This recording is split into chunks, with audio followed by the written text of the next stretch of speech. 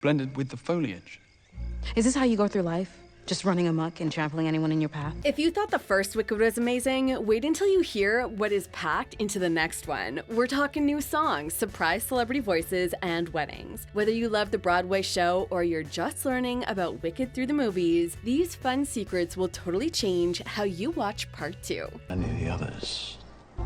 But I wasn't at any of your other schools. The director and his team filmed both Part 1 and For Good one after the other across 160 days. They only stopped for 10 days when actors went on strike in July 2023, then jumped right back into making the movie. The last scenes they filmed were those amazing flying parts at the end of Part 1 where Elphaba flies above Oz. While Part 1 stays close to the stage show's songs, For Good has 2 new songs that have never been performed in theater. The first one is called No Place Like Home, which Cynthia helped write with the composer. The second song is The Girl in the Bubble, where Glinda finally has to pop her own bubble and face some hard truths about herself. The lion baby, Elphaba, and Fiero, played in Part 1, are grown up now and ready to talk. The movie makers brought in Colman Domingo, who almost won an Oscar for another movie, to give voice to the famous cowardly lion. The director reached out on Instagram saying he didn't have many lines but hoped Domingo might have time, and the actor right away said yes. Instead of putting someone in a costume like the old 1939 movie did, they made a super realistic looking lion with worried eyebrows that show his nervous personality. Dorothy Gale's in a much bigger part for Good than she is in the Broadway show, but we would never see her face. She's always shown from behind or far away. Cynthia said this choice is so smart because it lets everyone keep their own special version of Dorothy in their head. Fortunately, it's against Shiz rules to go into town after dark. I see that once again, the responsibility to corrupt my fellow students. Universal Pictures took a really big chance by putting about $350 million into both Wicked movies, not even counting all the ads.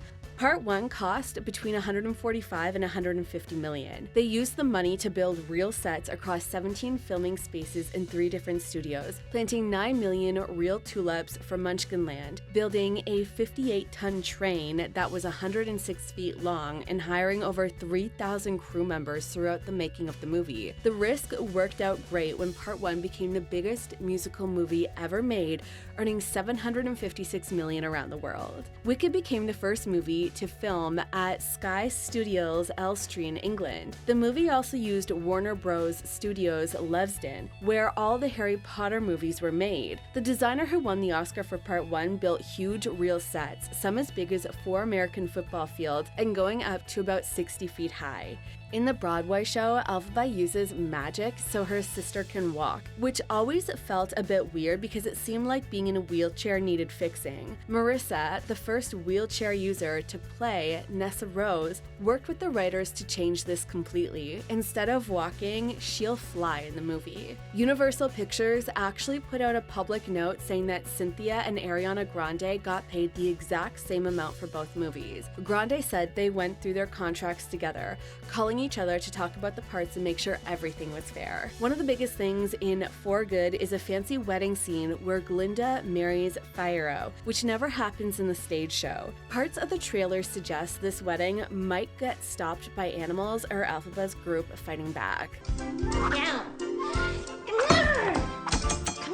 While the Broadway show uses 23 musicians to play the music, the director got a huge 125-person group to record the movie songs. The recording happened at the famous Air Studios in London during May and June of this year, though they had to pause briefly when the music maker's home studio got ruined by a big fire. All singing had to happen live during the actual filming rather than recorded in a studio first, with actors just moving their lips later. Cynthia had to learn how to sing while hanging in the air 30 feet up, wearing a corset, which makes breathing really hard. She trained by going on long runs and bike rides while singing at the same time to make her lungs stronger for this hard work. Paul became the first Black man ever to win the Best Costume Design at the Oscars. He made over 1,000 costumes across both movies with a crew of 140 people working day and night. For Part 2, he kept Elphaba's black, sad look with mushroom and mature textures while changing Glinda's look beyond pink. He made silver shoes with a tornado twist starting at the heel for Nessa Rose, and created Dorothy's costume keeping with the old 1939 look.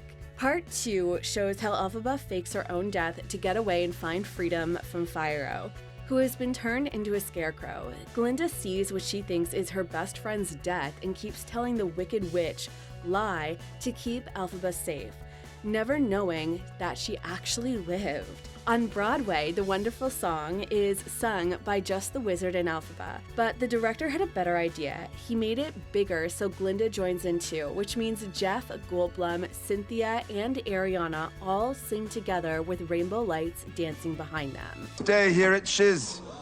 You see, animals are no longer permitted to teach. What?